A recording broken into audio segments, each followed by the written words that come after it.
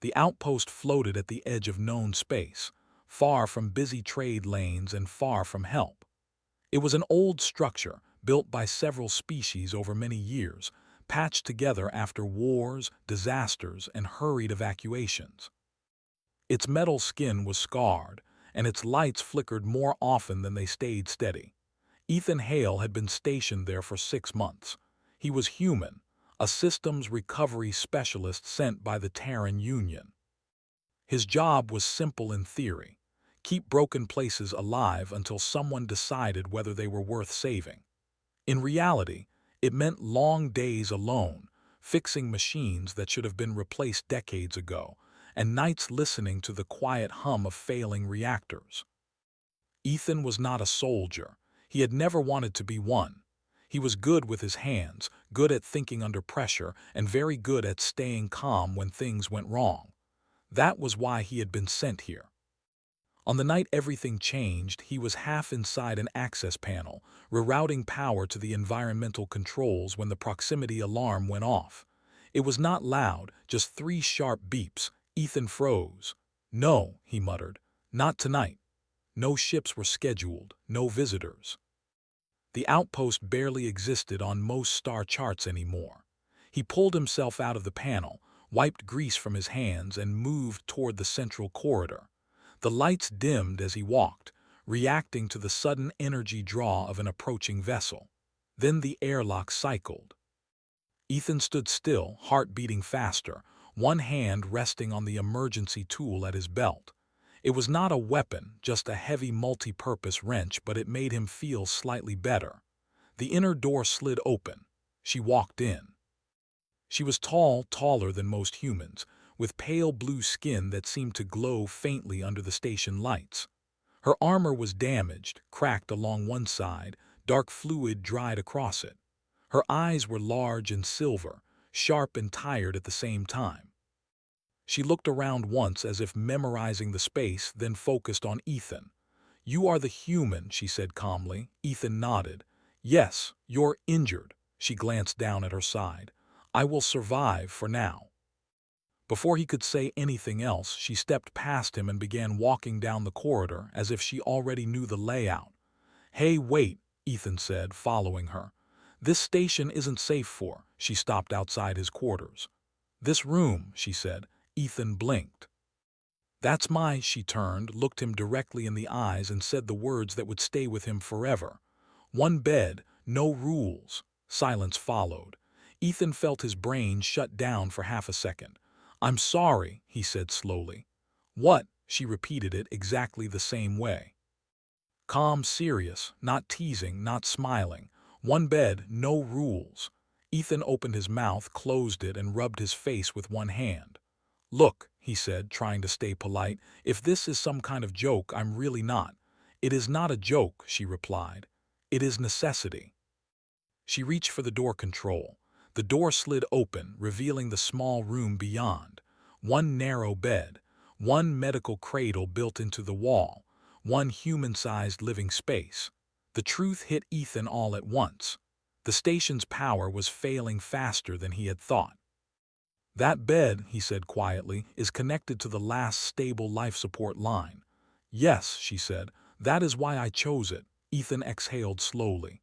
"Okay," he said, "okay, then we'll figure something out." She studied him as if expecting something else. Fear, maybe anger.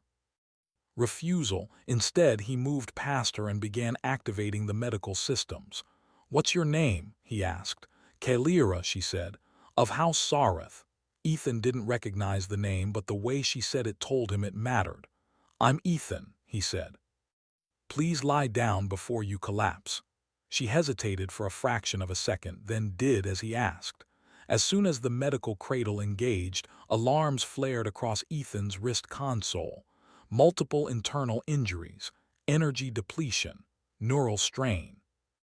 "You shouldn't have flown here alone," he muttered. "I did not," Kalira said. "The others did not survive." Ethan didn't ask more. Some truths didn't need pushing. He worked quickly, sealing wounds, stabilizing her breathing, rerouting power from non-essential systems. The station lights dimmed even further. Then another alarm sounded, external sensors, multiple contacts. Ethan's blood ran cold. "Kalira," he said, "what did you bring with you?" Her eyes opened, sharp despite her condition. "Those who destroyed my home," she said. "And those who believe humans are weak." The station shuddered as something struck its outer hull. Ethan swore under his breath and checked the defense systems. Most of them were offline. The few that worked were barely holding. "You tested the human," she said suddenly. Ethan looked at her. "What?" "When I said the words," she continued, "your reaction was important." Ethan let out a humorless laugh. "Trust me, I had no plan." She watched him closely. "Yet you did not take advantage. You did not reject me. You focused on survival." Another impact rocked the station. Ethan grabbed his toolkit. "Whatever test this was, we're kind of busy right now." He sealed the door and moved to the control panel, hands flying over switches and cables. He rerouted power from lighting to shields, from shields to weapons, from weapons back to life support when the strain grew too high. Kalira watched him work, her silver eyes never leaving him. "This is not how humans are described," she said.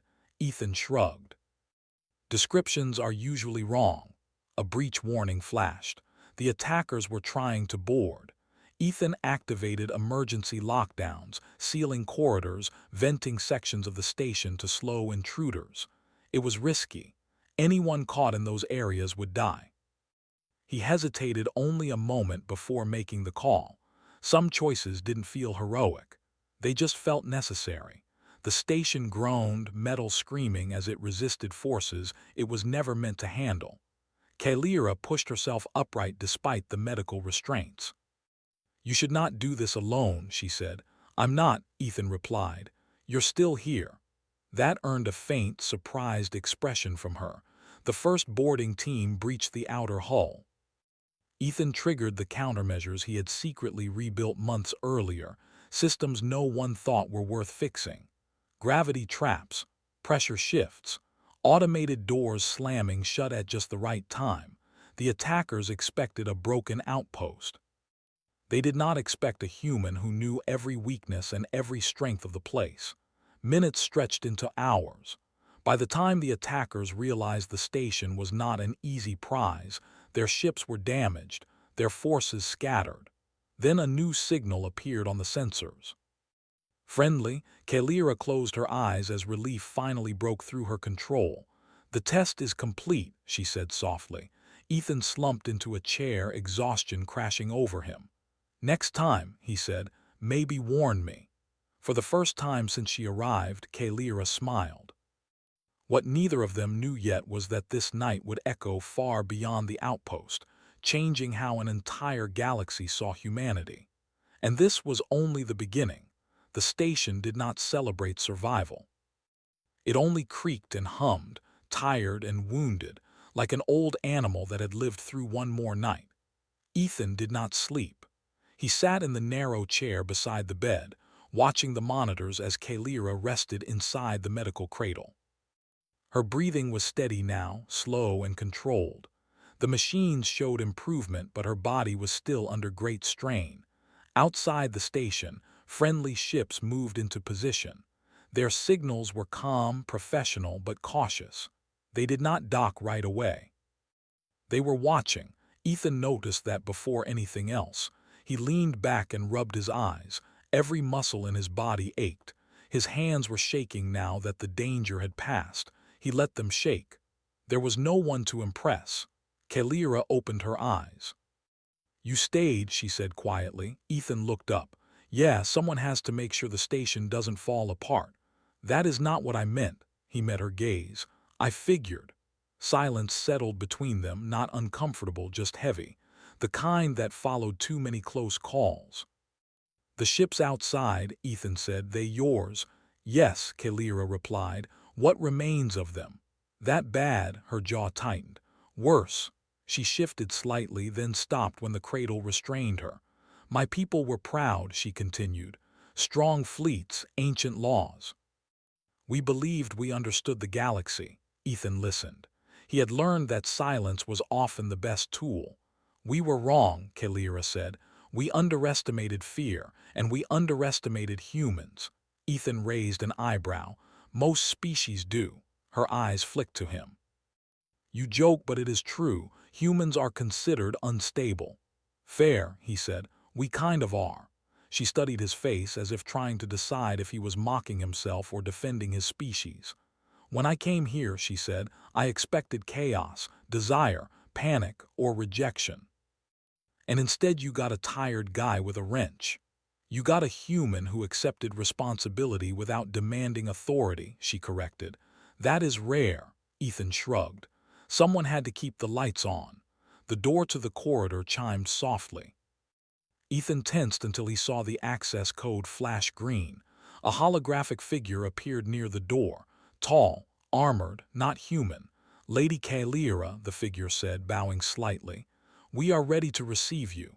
Kalira did not look away from Ethan. Not yet, she said. The figure hesitated. Your condition. I am aware of my condition, she replied calmly. I will speak when I am ready. The hologram flickered, then nodded. As you command. It vanished. Ethan let out a breath he hadn't realized he was holding. Important people don't usually wait, he said. They do when they are uncertain, Kalira replied, and they are uncertain now. About what? About you, that made Ethan laugh, a short, tired sound. They shouldn't be, he said. I'm just a repair tech. Kalira slowly pushed herself into a sitting position. This time the cradle allowed it. No, she said. You are a variable, Ethan frowned. I don't like the sound of that. Neither do empires, she replied. She rested for a moment, then spoke again. My people use tests instead of speeches, trials instead of promises. When I said the words in your language, it was not chance. Ethan remembered them clearly. One bed, no rules. It was a survival oath, she continued. A way to see how a being behaves when placed above another without witnesses. Ethan felt a cold weight settle in his stomach. And if I had failed, Kalira did not answer immediately. I would not be here, she said finally. Ethan nodded once. He did not ask more. The station shuddered again, softer this time. Docking clamps engaged. They're coming aboard, Ethan said. Yes, Kalira replied. And now you will be seen. The doors opened minutes later. 3 figures entered the room. 2 armored guards and 1 elder, marked by symbols etched into their armor. All of them looked at Ethan before looking at Kalira. That did not go unnoticed. You allowed a human to command the station, the elder said. I did, Kalira replied. He vented populated sections, the elder continued. He saved the core, she said. He disobeyed protocol. He created new protocol, Kalira answered. The elder turned to Ethan. You, he said. Why? Ethan straightened slightly. He was very aware of how small the room felt now. Because people were going to die, he said simply, and because no one else was here to stop it. The elder studied him for a long time. You did not ask who she was, the elder said. I figured it wasn't my business, Ethan replied. That answer, the elder said quietly, has already been recorded. Kalira smiled again, just a little. The transfer took hours. Kalira was moved carefully to a medical ship. Ethan stayed behind, stabilizing the station as power systems were slowly brought back online. When he finally stepped onto the docking ramp, the ship doors closed behind him. The space beyond was filled with vessels, large ones, old ones, new ones. A fleet that looked wounded but still proud. Every sensor turned toward him. Ethan stopped walking. Why are they all looking at me? He asked. Kalira stood beside him now, supported by a medical frame. Because you stood alone, she said, and you did not fall. They brought him to a council chamber. It was larger than the station, filled with curved light and shifting symbols. Representatives watched from raised platforms. None spoke at first. Kalira addressed them. This human accepted a survival oath without knowing its meaning, she said. He held power and chose restraint. He faced death and chose duty. He broke rules to protect those who were not his people. Murmurs spread. He is not trained, one voice said. Not enhanced. Exactly, Kalira replied. The elder stepped forward. Human, he said. What do you want? Ethan blinked. I what? You have been tested, the elder continued. You may ask. Ethan thought of the station, the refugees, the quiet nights alone. I want the outpost repaired, he said. Fully, it keeps people alive. The council went silent. You do not ask for power, the elder said. I don't want it, Ethan replied. I just want fewer places like that to fail. The elder nodded slowly. It will be done. Kalira looked at Ethan with something new in her eyes, respect. As the meeting ended, she leaned closer. This is how it begins, she said softly. Ethan sighed. I was afraid you'd say that. Outside the chamber, the galaxy waited. And humanity had just been noticed. The galaxy did not change all at once. It never did. Change came quietly, through small decisions made far from grand capitals and loud speeches.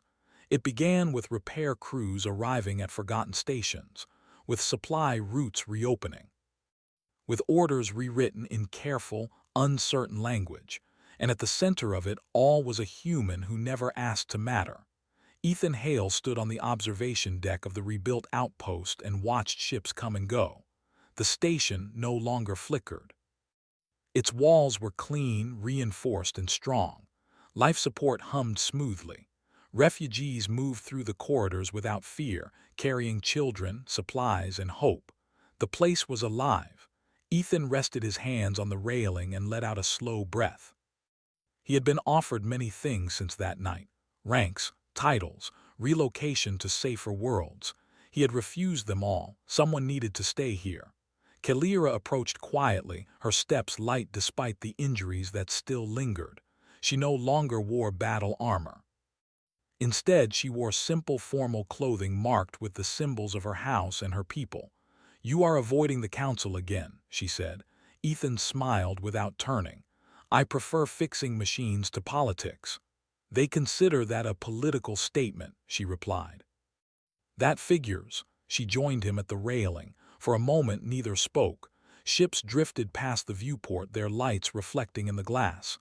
The attackers have withdrawn, Kalira said, not because they fear our fleets.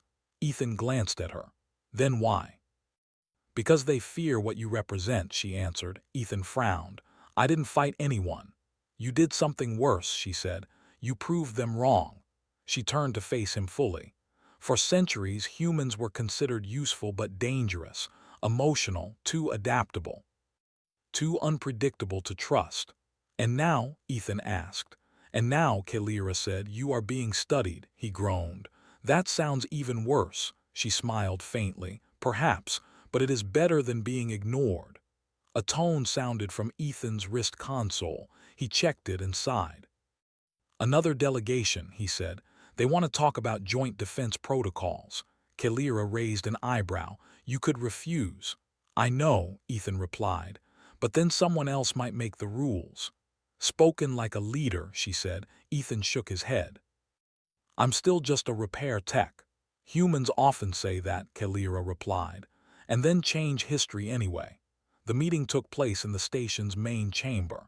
Representatives from 5 species attended, each cautious, each curious. They spoke carefully, measuring every word. Ethan listened more than he talked. When they argued, he redirected them to practical concerns: power flow, evacuation routes, shared warning systems, simple things that saved lives. By the end, agreements had been reached without threats or displays of force. As the delegates departed, one lingered behind, a tall being with dark, glass-like skin and glowing eyes. You do not rule, the being said. Yet others follow. Ethan shrugged. I just point out what's broken. The being tilted its head. That may be the most dangerous skill of all. Weeks passed. News traveled. Stories spread of human crews refusing to abandon alien ships, of human doctors working without rest in plague zones, of human engineers holding collapsing worlds together long enough for evacuations. Some stories grew exaggerated, others were true enough. Ethan read none of them, he was busy. Kalira recovered faster than expected. She walked the station freely now, speaking with refugees, listening to their needs. She did not command them, she served. One evening, as the station lights dimmed to night cycle, she found Ethan alone in his quarters. The same small room, the same bed. "Do you remember the words?" she asked. Ethan chuckled. "Hard to forget. One bed, no rules," she said softly. "The galaxy misunderstood them," Ethan replied. "So did I." Kalira sat across from him. "No rules did not mean no limits," she said. "It meant no masks, no rank, no excuses." Ethan nodded. "That makes more sense." "My people believed strength came from control," she continued. "From strict order, from hierarchy. And now," he asked. "And now we see that strength can come from choice," she said. "From deciding to do the right thing when no one is watching." Ethan leaned back, staring at the ceiling. "I didn't think about any of that," he admitted. "I just didn't want anyone to die," Kalira smiled. "That is why it mattered." The council summoned Ethan one final time. This time the chamber was full. Kalira stood beside him, steady and calm. The elder spoke. "Human Ethan Hale," he said, "your species stands at a threshold. You may remain independent, or you may join us as equals." Murmurs filled the room. Ethan felt every eye on him. "I don't speak for all humans," Ethan said carefully. "But I know this, we don't want to rule the galaxy, we just don't want to let it fall apart." Silence followed. Then slowly the elder bowed. "Then we will stand with you," he said. The decision spread faster than anyone expected. Other powers took notice. Some resisted, some tested boundaries. Humans responded the same way every time. They showed up. Not with grand fleets or threats, but with tools, plans, and stubborn refusal to give up. Ethan returned to the outpost after the ceremony. The station welcomed him with familiar sounds, systems running smoothly, people living. Kalira met him at the entrance. "You could leave," she said, "take a place among the stars." He looked around. "I think I already have," she nodded, understanding. As cycles passed, the phrase spread quietly among many species. One bed, no rules. It became a saying stripped of its original words but not its meaning. It meant trust. It meant responsibility. It meant that when humans stood beside you, they would not abuse power, even when they could, especially when they could. Ethan stood at the observation deck once more, watching ships jump to hyperspace. The galaxy was still dangerous, still broken in many places, but now it was watching humanity not with fear, but with hope. And that, more than any weapon, changed everything.